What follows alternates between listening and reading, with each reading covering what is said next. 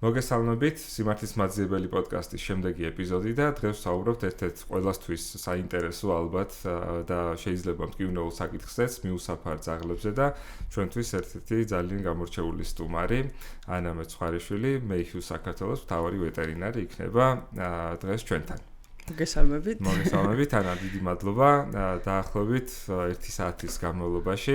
ყველა ძირითად საკითხზე გაგვიჭირდება ალბათ ისეთი თემა არის, მაგრამ შეიძლება ის დაგვარად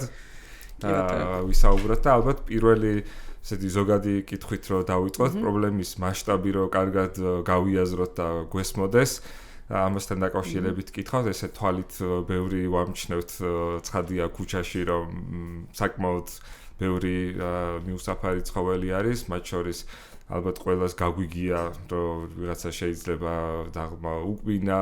ან რაღაც მოკლედ და რამდენად რიცხვებში თუ შეგვიძლია რომ გადავთარგმნოთ ეს ამბავი, აი რა მასშტაბზე არის საუბარი, რამ ხელა პრობლემასთან გვაქვს საქმე. მოგესალმებით პირველ რიგში და ძალიან დიდი მადლობა მოწვევისთვის. როგორც აღნიშნეთ, პრობლემა საკმაოდ დიდია და მნიშვნელოვანია, თან გამომდინარე იქიდან, რომ ეს პრობლემა უშუალოდ ცოფთან არის დაკავშირებული და რა თქმა უნდა ეს ნიშნავს, რომ ადამიანების ჯანმრთელობასთან და კეთილდღეობასთან არის კავშირში და ზუსტად ამიტომ ხდება ბევრი საქმიანობის გაწევაც ამ პრიორიტეტულად ძაღლებთან დაკავშირებით, გამომდინარე იქიდან, რომ ცოფის უშუალო გადამტანები ადამიანებში უფრო ძაღლები არიან სტატისტიკურად, ვიდრე კატები და ხას გაუსმევ აქედანვე, რომ ორიენტირება უფრო მეტად ამ ეტაპზე ძაღლებზეა ხოლმე, ვიდრე კატებზე. თუმცა კატებიც არავის არ გვავიწყდება. კატებამდეც გვინდა რომ მივიდეთ, მაგრამ ამ ეტაპზე ძაღლებზეა ორიენტირი უფრო მეტად. პრობლემა ძალიან დიდია საქართველოს მასშტაბით, ძალიან დიდი რაოდენობით მიუსაფარი ძაღლები არიან და განსაკუთრებით, როდესაც თბილისს გავწდებით, მათი კეთილდღეობის საკითხები კიდევ უფრო და უფრო. ანუ რეგიონებში კიდევ უფრო რთული მდგომარეობა. კი, რეგიონებში უფრო რთული მდგომარეობა, თუნდაც იმითი, რომ ნაკლები საკვები შეიძლება იყოს, დაავადებების გავრცელებაც უფრო მეტია, უფრო ნაკლები ხალხი ზრუნავს მათზე, იმიტომ რომ გაჭირვებაც მოგეხსენებათ, ხა თბილისის იქით შეიძლება უფრო მეტი იყოს და ეს ყველაფერი ვიზუალურადაც კი შეიმჩნევა, როდესაც გავწდებით თბილისის ფარგლებს. რაც შეეხება უშუალოდ რაოდენობას, საქართველოში სტატისტიკური მონაცემები საქართველოს მასშტაბით თუ რამდენი ძაღლი ცხოვრობს და რამდენ ძაღლთან გვაქვს შეხება, ეს მონაცემები დღესდღეობით არ არსებობს. ძალიან ხშირად ჟღერდება ხოლმე ბევრი ციფრი, მაგრამ ოფიციალურ სტატისტიკა არავის არაფერი კვლევა არ ჩაუტარებია. გარდა თბილისის მონაცემებისა, რომელიც ჩვენ, როგორც მეიჰიუს საქართველოს ჩავატარეთ ცხოველთა მონიტორინგის სააგენტოსთან ერთად თანამშრომლობით,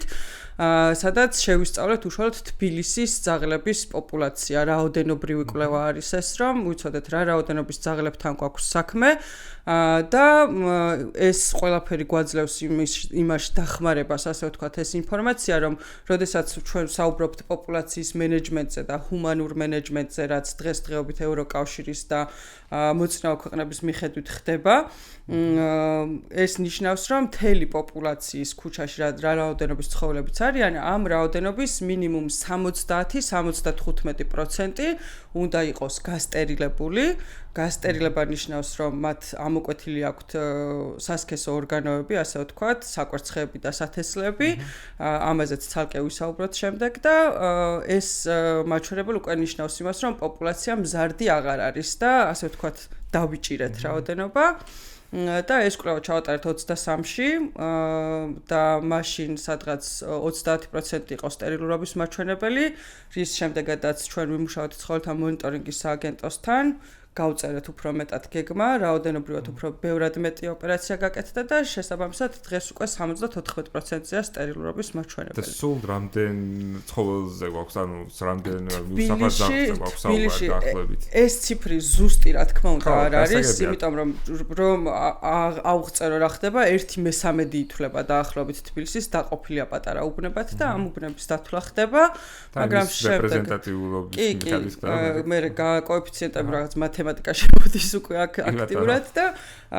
დაახლოებით პირველი დათვლის შედეგად იყო 35,000 ძაღლი თბილისის მასშტაბით, მეორე დათვლის შემთხვევაში 30,000-ზე არის საუბარი. ეს დაკლების რაოდენობა კარგი მაჩვენებელია, თუმცა კიდევ ერთხელ ხაზს გაუშვებ, ეს მთლიანი ციფრი შეიძლება არ იყოს ზუსტი, მაგრამ ყველაზე მნიშვნელოვანი არის იქ, რომ შეგვიძლია დავაკვირდეთ ამ სტერილურ ძაღლების პროცენტული მაჩვენებლების ცვლილებას, ხო? გაზრდილი არის ძალიან მნიშვნელოვნად, იმიტომ რომ ზუსტად პირველი დათვლის შემდეგ 9,000 ძაღლი გასტერილდა და უფრო მეტი და შესაბამისად, რაც მნიშვნელოვანი არის ხოლმე, ლეკვების ნაკლებობა არის ასევე უფრო დაკლებულია ლეკვების რაოდენობა, რაც ნიშნავს, რომ იმდენად გასტერილებული ძაღლები რომ ნაკლები ლეკვები. გარკვეულწილად ეხლა შემდეგ კითხვებზეც სად შევეხეთ, აი ზუსტად გამკლავების მხრივ რა დინამიკაა თქო, ეგ მინდოდა მეთქვა და ანუ გასტერილების მხრივ როგორც ჩანს საკმაოდ პოზიტიური დინამიკა არის, რა თქმა უნდა, ეგ ეხლა დღესვე არ გამოიღებს შედეგს. მაგრამ სამომავლოდ პრობლემის მოგვარების გრძელვადიან პერსპექტივაში და ალბათ შეიძლება ყველაზე მნიშვნელოვანი ეს ხალხს უჩნდება ხოლმე კითხვის გასტერილება რას გვიშველის კაცო ესეთი კითხვები ხო გასტერილება გვიშველის იმას რომ ეს არის ჰუმანური მეთოდი რომ ძაღლები აღარ მრავლდებოდნენ შემდეგ ამ ყველაფრით უკვე ბუნებრივად ნელ-ნელა ეს ძაღლები დაიხოცებიან პირდაპირ ვთქვათ ესე უხეშად და ასე მოხდება პოპულაციის მენეჯმენტი პარალელურად კი ისინი იცრებიან ჯანმრთელობის მხრივ უფრო უკეთესი სიტუაცია აქვთ ამ ცხოველებს ცოფის გამავრცელებლებიც მეტნაკლებად აღარ არიან იმიტომ რომ უკვე აცრილები არიან და შესაბამისად თავის ტერიტორიას მიკედლებული ძაღლები რაღაც ძაღლები ტერიტორიული ცხოველები არიან ზოგადად და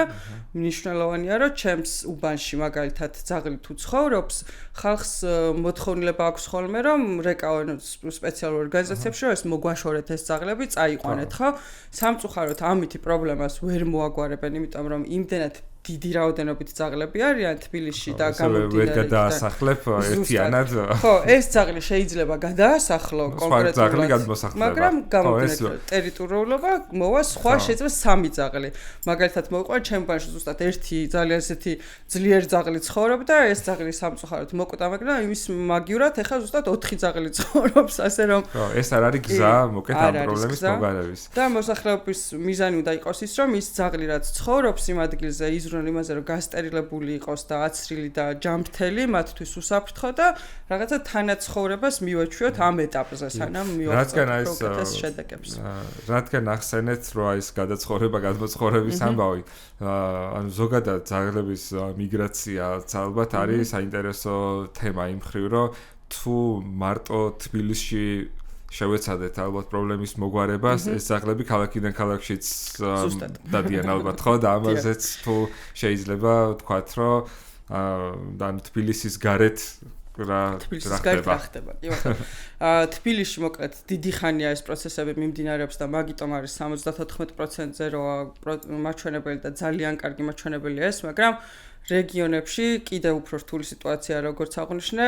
პირველ რიგში არ არსებობს პოპულაციის მენეჯმენტის ცენტრები დიდი რაოდენობით სულ რამდენიმეა მაგალითად კახეთში გორში და ქუთაისში ამ ეტაპზე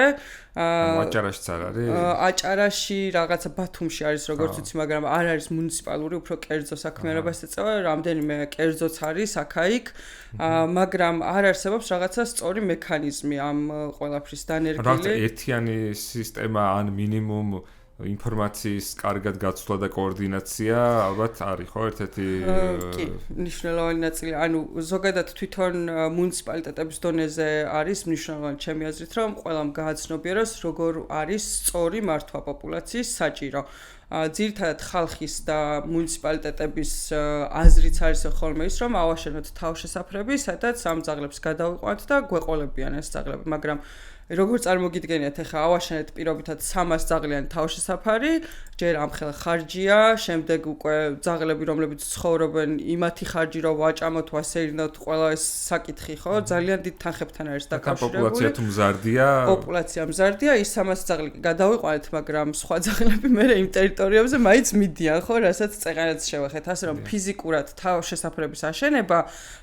დღესდღეობით ჩვენს ქვეყანაში არ გამოიღებს შედეგს მნიშვნელოვანია რომ აშენდეს პოპულაციის მართვის ცენტრები, სადაც ეს გამავალი კლინიკებივით იქნება და შედარებით ბევრად უფრო პატარა ზომის იქნება, სადაც ძაღლი შევა, გასტერილდება, აიცრება და შემდეგ დაუბრუნდება ისევ თავის საცხოვრებელ არეალს, ზუსტად ის ნაწილი, რომ გავაკეთოთ.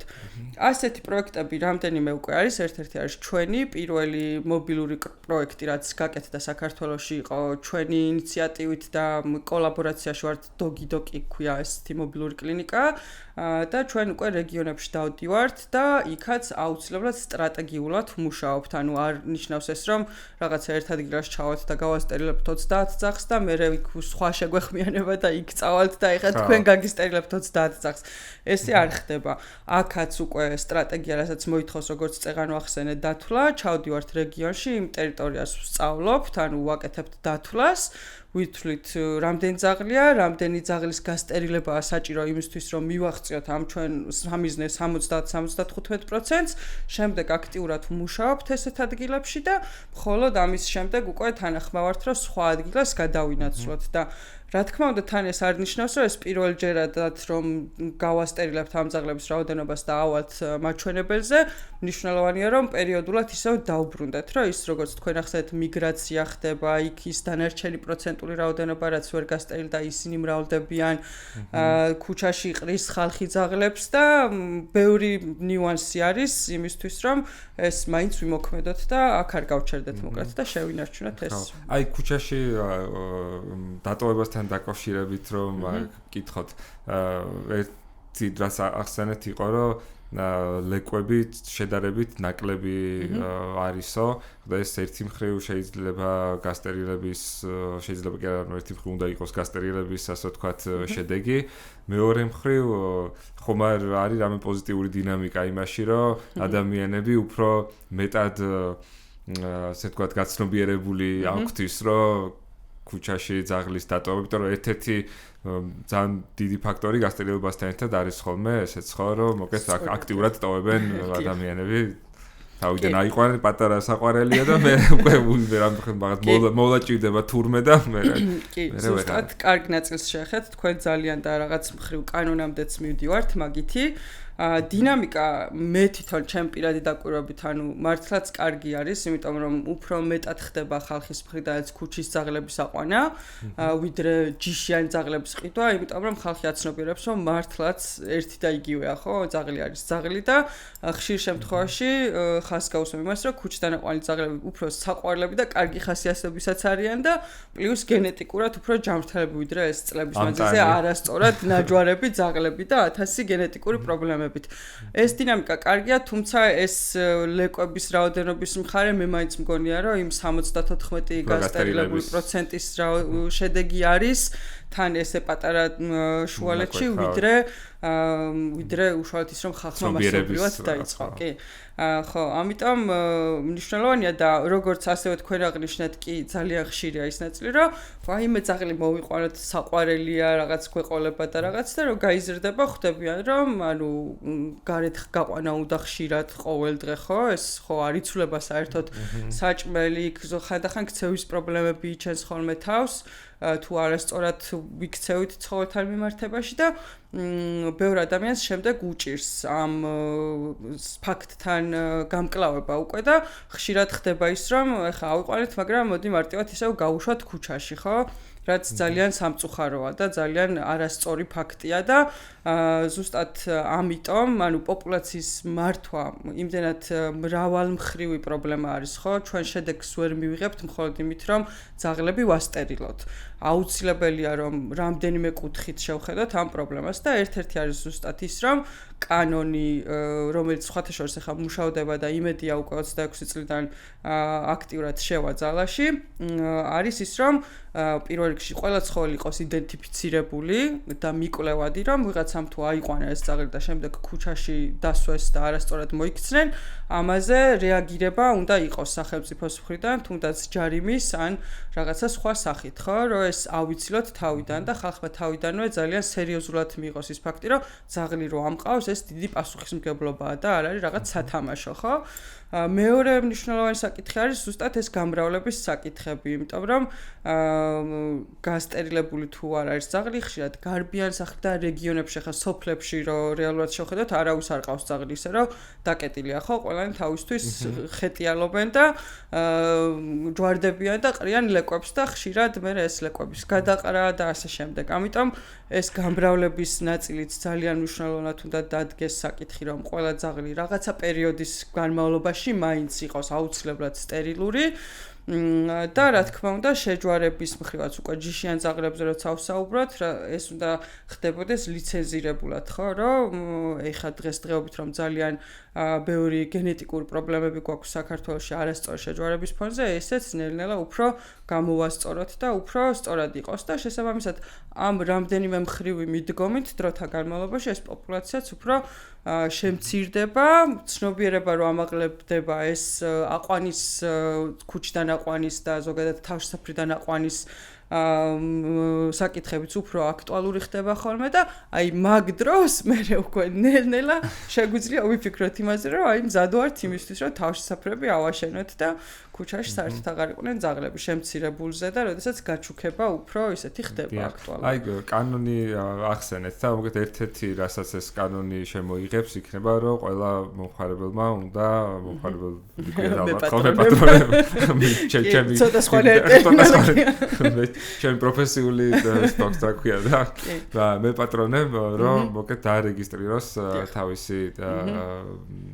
ძაღლი და შემდეგ მოკეთ ანუ ეს იდენტიფიცირებადობა და მიკვლევადობა არის ამასთან დაკავშირებული ხო ანუ სხვა რამე საინტერესო ხო შეგიძლიათ გაგვიზიაროთ თავი კანონთან მიმართებაში რას უნდა მოელოდნენ მე პატრონები ის იქნება საინტერესო რომ ანუ ნამდვილად დაიწყებენ დიდი იმედი მაქვს გაკონტროლებად ცხოველთა მონიტორინგის სააგენტომ უკვე დაიწყო პროექტი რომელსაც ქვია კარ-და-კარ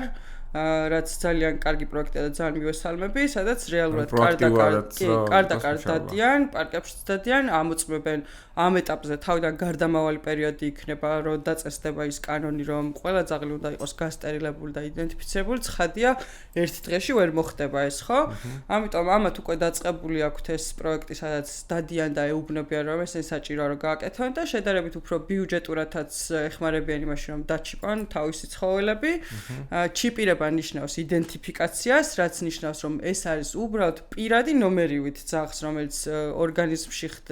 ბრინჯის მარცვალივით არის, არაფერი უკუჩვენება არ აქვს, არაფერ ცუდს არ აკეთებს ცხოველისთვის, ეს არის უშუალოდ პირადი ნომერი, ჩათვალეთ და შესაბამისად მე ამ პირადი ნომერზე ეს მაგასთან ყურზე რაც აქვთ, ეს არის უკვე ქუჩის ცხოველების შემთხვევაში ყურის საჭდე, რომელსაც ასევე თავისი უნიკალური ნომერი აქვს, ასევე პირადობა არის და თან დათვლებს რომ ახსენებ ხოლმე, ზუსტად მაგას გულისხმობ, რომ ვითვლით ამ პოპულაციას, ვითვლით რამდენია საჭდიანი ძაღლი და რამდენია საჭდის გარეშე ძაღლი და აქედან ვიღებთ უკვე პოპულაციას. შესაბამისად, საჭდიანი ძაღლი ნიშნავს იმას, რომ ეს ძაღლი არის გასტერილებული, აღარ მრავლდება, არის აცრილი ცოფზე, ჩვენ შემთხვევაში, ჩვენი პროექტის შემთხვევაში აუცილებლად კომპლექსურ დაავადებაზე, რაც სხვათა შორის მონიტორინგმაც დაიწყო თბილისის და ძალიან მივესალმები და მიხარია და დამუშავებული არიან ასევე პარაზიტებზე, ხო? ეს არის რომის მაჩვენებელი ეს საჭდე. ხო და აქტიურად დაიწყეს გადამოწმება და უკვე საზოგადოება მზად უნდა იყოს იმისთვის, რომ შეიძლება ერთ დღეს თქვენც ვისაც იქნება გადაგამოწმონ და შესაბამისად უნდა გააკეთოთ ისე, რომ ჯარიმა არ მიიღოთ, ხო? იმიტომ რომ დიდი ჯარიმები იქნება. გასაგებია. რაც ალბათ შეიძლება მსმენელს აინტერესებდეს, არის ასევე ცოფთან დაკავშირებით, ცოფის გავრცელებას დაკავშირებით და ახსენეთ, რომ მეტნაკლებად აღარ არიანო, ხო და მეტნაკლებადთან დაკავშირებით მინდა რომ გითხოთ ამ ხრივ რამდენად მასშტაბური არის ეს პრობლემა, ან თუ არსებობს მაგის სტატისტიკა წელიწადში რამდენი ფაქტი ხდება და ამასთან დაკავშირებით ეს და თქვათ ანუ ძაღლის ნაკბენის ან რაღაც ისეთ შემთხვევაში მოგეთ როგორ უნდა მოვიქცეთ. კი ბატონო, ესე იგი სტატისტიკა რა თქმა უნდა არსებობს, უფრო ეს სამინისტროს დონეზე იქნება რომ ზუსტი ციფრები მოვიპოვოთ, თუმცა მეც მაქვს რაღაც მხრივ წარმოდგენა. ბოლო წლების მანძილზე რაც მასობრივი ვაქცინაცია დაიწყო სახელმწიფო დონეზე და ხალხიც უფრო აქტიურად აკეთებს ამას, შედარებით შემცირებულია, თუმცა შარშა როგორც მახსოვს 2 ან 1 თუ არ ვცდები, ადამიანის სიკვდილის ფაქტი გვქონდა ცოფთან დაკავშირებული, რაც ძალიან სამწუხაროა. და წელს როგორც ვიცით თბილისში და თუ არ ვცდები საქართველოს მასშტაბითაც არ დაფიქსირებულა ცოფის დადასტურებული შემთხვევა, რაც ძალიან კარგია და ისევ მიანიშნებს იმას, რომ ეს პროექტი, ანუ ძაღლების გადაცრა და ვაქცინაციის პროცესები რეალურად მოქმედებს ამ შედეგებზე და მივყავართ იმისკენ, რომ მივიდეთ იმ შედეგებზე, რომ საერთოდ არ იყოს ქვეყანაში ცოფი, როგორც ევროპაში საერთოდ აღარ არის მაგალითად ცოფი და ამიტომ ქვეყანიდან ძაღლის გაყვანა საკმაოდ რთული არის და ამერიკაში მაგალითად ამერიკაში ძაღლის მიერი ცოფი აღარ აქვს, იქ უფრო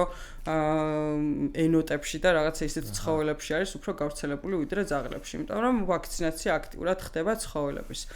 ასევე ხას გაუსმევდი იმას, რომ რა თქმა უნდა დაკმენების სტატისტიკა საკმაოდ მაღალია ჩვენთან, თუმცა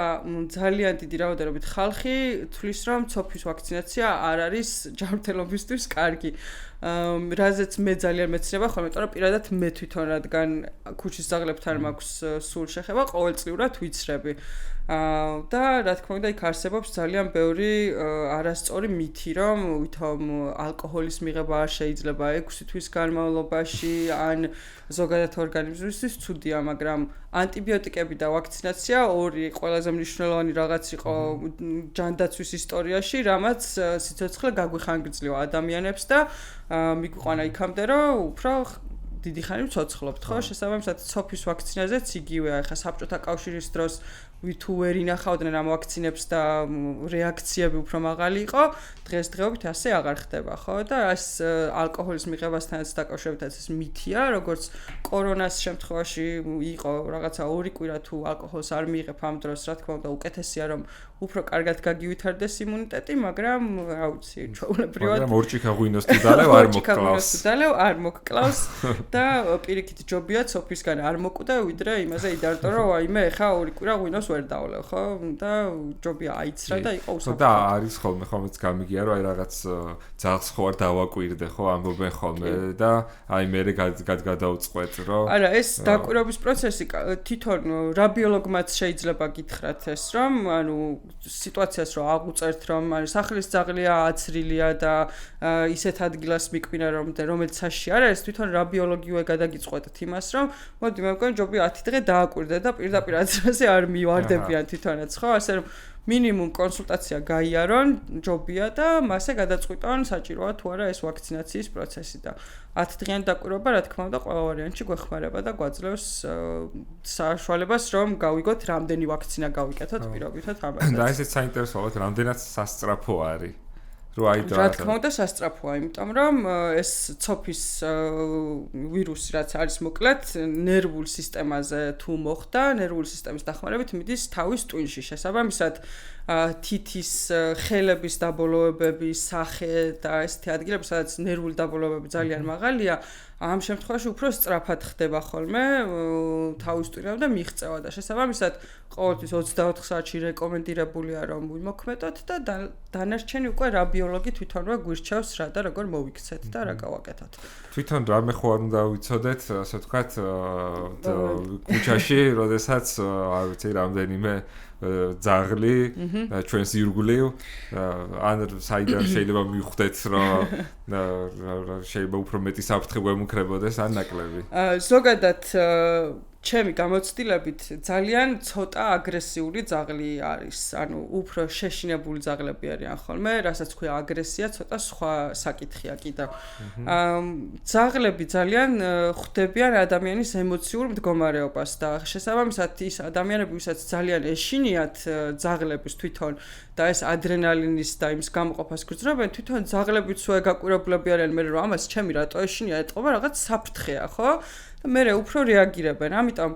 მესმის რომ როდესაც გვეშნია ძაღლების ძალიან რთულია რომ წყნარად ვიყოთ განსაკუთრებით ვისაც ფობია აქვს მაგრამ რაც უფრო წყნარად მშვიდად ნაკლები ასე ვთქვათ ძალიან ისეთ გამომწვევი მოძრაობებით და სიმშვიდეს შევინარჩუნებთ და პირიქით რაღაც საყვარლად დაველაპარაკებით მათ ხმას ვიწვრილებთ ხოლმე ვეტერინარები ხშირად და ვისაც ძაღლები გვყვეს ვაიმე რა საყვარელი ხარ რაღაცა ესეთი ფრაზებით ბევრად უფრო კარგ შედეგამდე მივდივართ ხო რა თქმა უნდა ეხლა მე არ ვამბობ იმას რომ ეს ყველა ვარიანტში ჭრის და არ არსებობს აგრესიული ძაღლი მაგრამ უმეტეს შემთხვევაში ეს ფაქტი ჭრის განსაკუთრებით კაცების მიმართ არიან ხოლმე, იმიტომ რომ იქ ხშირად სიმთვრალე არ მოწონთ ამ ძაღლებს და კაცები უფრო აქტიურად ან ჯოხს მოუქნევენ ან რაღაცა ესეთი და კაცების მიმართ უფრო არიან ხოლმე, ასე რომ რაც უფრო ჩვენ თვითონაც დამშვიდდებით როგორც საზოგადოება ძაღლების მიმართ, ისინიც უფრო მშვიდად იქნებიან ჩვენს მიმართ და რაღაცა კარგი თანაურთიერთობა უნდა ავაწყოთ, რომ სანამ ეს მდგომარეობა გვაქვს, ეს თანაურთიერთობა შედგეს და გამოვიდეს მოკლედ. ზოგადად დასავლეთის ქვეყნებში მოკეთ ეგ პრობლემა თითქმის არ არის. ანუ კატები სხვათა შორის უფრო შემხვედრია. ესე თავისუფალ მასში რა ქვია. მაგრამ ძაღლები აი აღმოსავლეთ ევროპაში და ნუ ჩვენთან უკვე დავისაუბრეთ, საკმაოდ მოკეთ დიდი პრობლემაა და აი თითქმის ბევრი რაღაცა გადაუჭრელ მოუგვარებელ პრობლემადაც არის ხოლმე, რომ აი წლების განმავლობაში საშველი არ ჩანს პირიქით უფრო თუ უარესდება ხოლმე მდგომარეობა. ერთ-ერთ ქვეყანაში ეგეთი ისიც კი იყო შემთხვევა, სადაც მიმუშავია, რომ ამ საკითხზე რა ზოგადად მუნიციპალიტეტებთან მუშაობდი და მოკეთ იქ იყო ეგეთი შემთხვევებიც, რომ რაღაც ერთი მუნიციპალიტეტიდან წაიყვანდნენ ამ ძაღლებს და გადაუსვამდნენ სხვა მუნიციპალიტეტში და მოკეთ დაატარებდნენ ესე იგი ჩვენთანაც არის ეგეთი შემთხვევები, რომ სამწუხაროდ და პრობლემის მოგვარებას ვთქვათ სხვა გადასხმით. ხო და აი რა არის მაინც ძირითადად რითაც მოკეთ აი დასავლეთში რატო არ არის ეგ პრობლემა და ჩვენთან და აღმოსავლეთ ევროპაში რატო არის და აი თითქმის ეხლა ნუ დადებითი დინამიკა რო არის ძალიან იმედის მომცემი არის ეგ ამბავი მაგრამ ნუ დღევანდელ დღეს მოკლედ პრობლემაც რჩება რა თქმა უნდა წლების წინ ეს სამწუხარო ფაქტიც უნდა გავაჟღერო და ხშირად როდესაც პატარა იყო უფრო პოპულაცია ბევრ ქვეყანაში დახოცეს ძაღლები რაც ძალიან სამწუხაროა, თუმცა მაგის მერე ისე უფრო განვითარდით ადამიანები და იქ ცხოველების კეთილდღეობის საკითხებიც და ჰუმანურობაზეც დადგა, ხო? საკითხი და უფრო შეიცვალა მიდგომები. თუმცა ეს დახოცვის შემთხვევები ცოტა მერე განვითარებად ქვეყნებშიც სადაც ჩატარდა, ამისი სტატისტიკებიც არსებობს. და შედეგიანი არ არის. ბულგარეთში ხდებოდა, სხვათა შორის 90-იანებში ჩვენთანაც ხდებოდა აქტიურად და დღესდღეობით მე რატოც მუშაობ ამ სფეროში ეს რაღაც ბავშვების ტრაუმებს ვებრძვი, ასე ვთქვათ, პირდაპირ ვიტყვი, იმიტომ რომ ჩემივე საკუთარი ეზოს უბნის ძაღლი მყავს ნაპოვნი თავში ტყვია მოხვედრილი მოკლედ და ძალიან მტკივნეული იყო ჩემთვის ეს ყველაფერი და ესეთი რაღაცები ჩვენთანაც ხდებოდა ბულგარეთს აქვს კარგი სტატისტიკა რეალური თანდაკვირვების ფარგლებში და არ არის შედეგიანი, იმიტომ რომ რაოდენობა მაინც ხდება, იქ რჩება უბრალოდ გამრავლება მაინც ხდება და რაღაცა პერიოდი შეიძლება გამოხშირო, მაგრამ მერე პოპულაცია ისე ვიზრდება. ამიტომ ეს მეთოდები, რა თქმა უნდა, ბევრი მიზეზის გამო საერთოდ აღარ გამოიყენება და შესაბამისად სტერილიზაცია, კასტრაცია, ეს ჩვენ რას ვაკეთებთ, ესე ოფიციალურად თქვია TVNR პროგრამა, მოკლედ დაჭერა,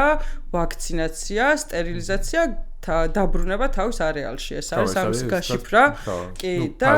კი, ზუსტად და იდენტიფიკაციაც ხდება, რა თქმა უნდა, ამ პროცესში და ეს არის ყველაზე გამართლებული, ძალიან ჭკვიანი მეცნიერების დაკვირვების მიხედვით დაადგენილი მეთოდიკა, რომელთაც უმკლავდებით პოპულაციას და შესაბამისად ბულგარეთშიც, მაგალითად ესტონეთში და რამდენიმე ქვეყანაში, სადაც ეს პროცესები უკვე კარგ დროს დაიწყო და სწორად და გეგმიურად მიიყვნენ სტრატეგიულად, ესენი რეალურად შედეგამდე მისული არის და ჩვენ შემთხვევაშიც, რა ვიცი, ხა თბილისის მაგალითი რაც არის და სწორად სტრატეგია მიმართულება მიცემული პროექტი, როგორც კი ჩაერთო, რაოდენობრივი უკვე 74% მაჩვენებელი ძალიან კარგი არის ჩემი აზრით. უბრალოდ რა თქმა უნდა გაგრძელება დაჭირდება, მიგრაცია ახსენეთ იქ რეგიონებიდან ჩამოყავს და უფრო მასშტაბურ სახე უნდა მივცეთ, რომ თბილისის გარდა სხვა რეგიონებშიც ხდებოდეს ეს ყველაფერი. რეგიონებშიც დაიწყო კიდევაც უკვე საპილოტო პროგრამა ამ ეტაპზე, მაგრამ ცოტა ჩემი აზრით დასაგეგმარებელია უკეთესად, რომ ზუსტად ეს გადასმა გადმოსმის და რაღაცა პროცესი რა უფრო კარგად და სწორად წარიმართოს მოკლედ. მართვადი და რეალურად მართვადი თან სწორი მიდგომებით და ყველა ის ნიუანსი გათვალისწინდეს, რომ რაც შედეგამდე რეალურად მიგვიყვანს და არ გამოიწვიოს თან ხალხში გაღიზიანება უარესი, იმიტომ რომ რაღაცა არასწორად მიმდინარეობს, ხო? სახელმწიფო სტრუქტურებზეც რო ვთქვათ ერთი-ორი და სიტყვა, ანუ ვის პასუხისმგებლობაში არის, ასე ვთქვათ, ანუ მუნიციპალური კომპეტენცია არის, ხო? კი ბატონო, ეს არის სურსათის ეროვნული სააგენტოს ქვეშ მყოფი თბილისის და საქართველოს დონეზე, მაგრამ ახალი კანონით ისე იქნება, რომ მუნიციპალიტეტებს თვითონვე დაევალებათ, რომ ეს პროცესები თავისი თვე მოაგვარონ და შესაბამისად მათ შეუძლიათ, რომ მობილური კლინიკები რაც არსებობს, არა მარტო ჩვენ და რამდენიმეა კიდევ, მათი ჩართულობითაც ეს პრობლემა რეალურად მოაგვარონ და გააკეთონ სწორად, რა თქმა უნდა და მნიშვნელოვანია, რომ გააცნობიერონ ეს, რომ მუნიციპალიტეტებთანაც რამდენჯერაც მქონია შეხება, ყველას ის აქვს, რომ მოგვაშორეთ ეს ძაღლები და არ ხდება სამწუხაროდ ამას რომ მოგაშორებთ მოვა სხვა უფრო მეტი ხო იმიტომ რომ თქვენს გვერდზე მუნიციპალიტეტში ასევე ძალიან დიდი რაოდენობით ძაღლია და ესე ვერსად ვერ წავიყვანთ ამ ძაღლებს ხო მე ის საქართველოსაც ვთქვათ ერთი ორი სიტყვა თქვენი პრიორიტეტები სამომავლო თანამშრომლობის და სამომავლო მუშაობის უფრო საით არის და ცნობიერების ამაღლების კუთხითაც ხომ არ გაქვთ რამე ღონისძიებები იმიტომ რომ ესეც ანუ გრძელვადიანად როგორც გასტერილება ასევე ცნობიერების ამაღლებას ალბათ ერთ-ერთი ყველაზე მნიშვნელოვანი ფაქტორია და ამიტომ მეიჰიუ საქართველოს მოკლედ არის საქველმოქმედო ორგანიზაცია ბრიტანეთში არის მთავარი ბრენჩი და ჩვენ მთავარი ფილიალი ასე ვთქვათ და ჩვენ ვართ ბრენჩი რომელიც 2018 წლიდან როგორც დარეგისტრირებული ორგანიზაცია ისე ფუნქციონირებს მაგრამ კიდევ უფრო დიდი ხანია აქტიურად ვართ ჩართულები ზუსტად ამ სტერილიზაცია კასტრაციების პრობლემაზე ხო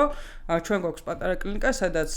უფასოდ ვასტერილებთ მიუსაფარ ცხოველებს და უკეთებთ ამ ყველა პროცედურას რაც ჩამოვთვალეთ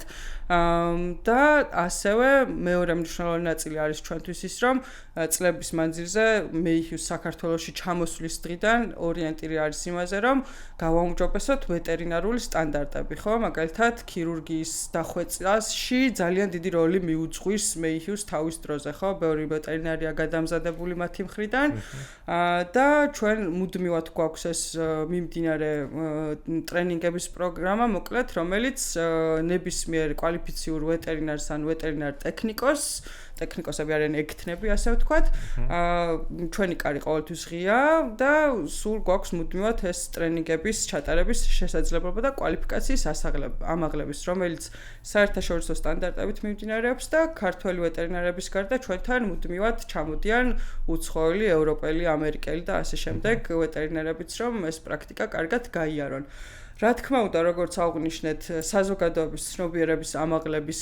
გარეშე ვერაფერს ვერ გავხდებით ჩემი აზრით და ეს არის ჩვენი მესამე ძალიან მნიშვნელოვანი ნაწილი რომელზეც ასევე დავბრუნდები და ვიტყვი ცოტა უფრო ცლადაც და მეოთხე რასაც ვაკეთებთ სულ გვაქვს მუდმივად მუნიციპალიტეტებთან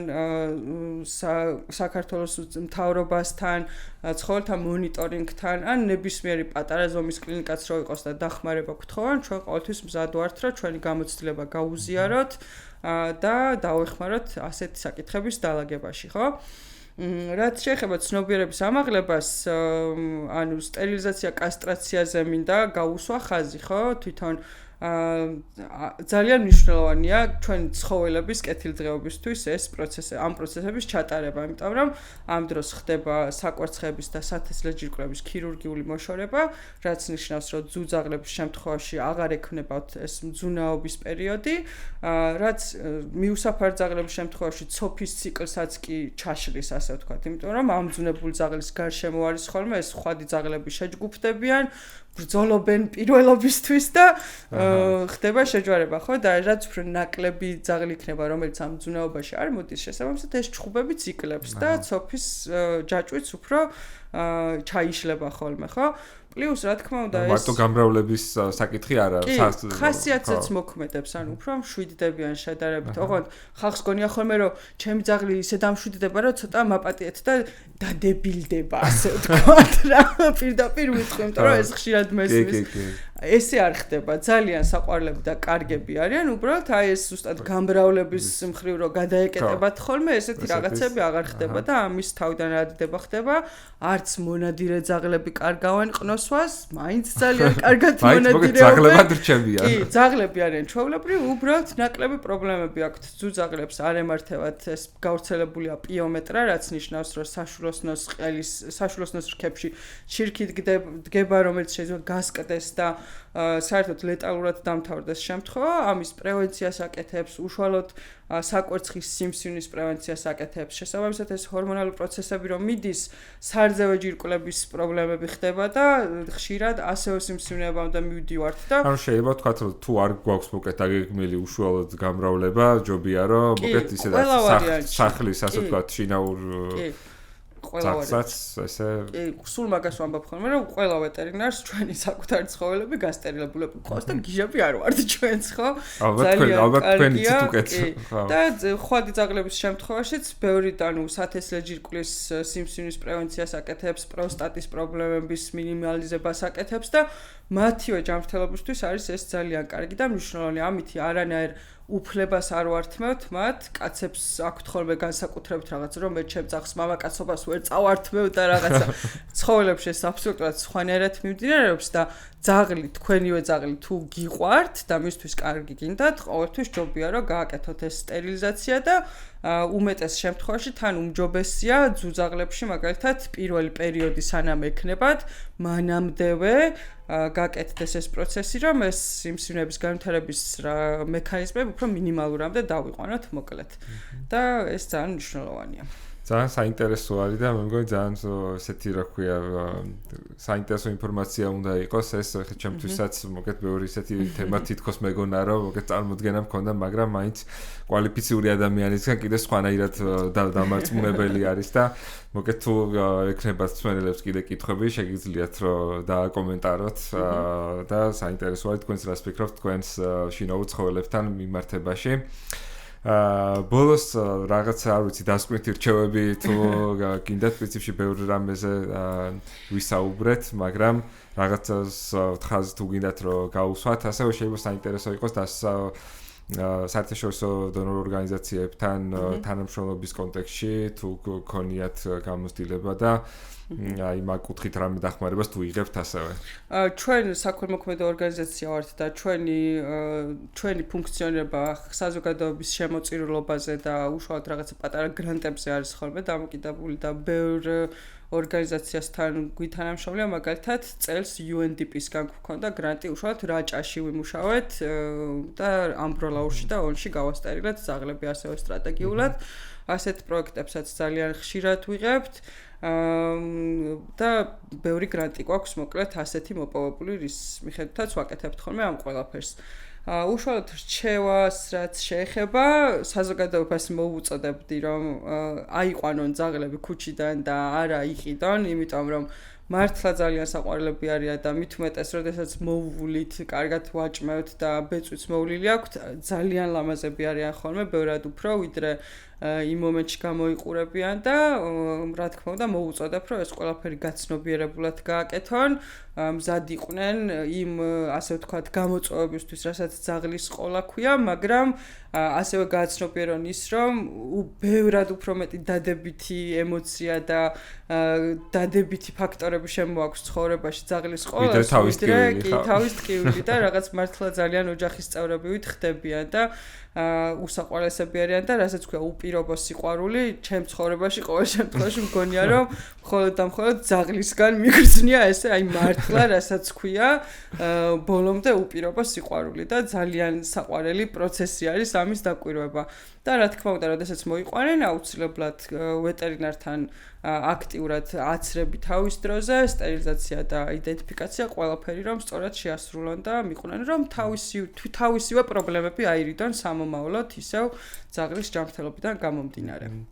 ძალიან დიდი მადლობა წარმატებები თქვენს ძალიან მნიშვნელოვან საქმიანობაში, რომელიც პირდაპირ აისახება ასევე ჩვენს მასე, რა ქვია, ცხოვრების ხარისხზე შეიძლება ეგეც კი ესეც კი დავარქვათ და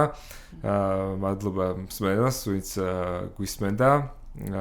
მომავალ შეხვედრამდე. ძალიან დიდი მადლობა ჩვენთვის. ნახვამდის.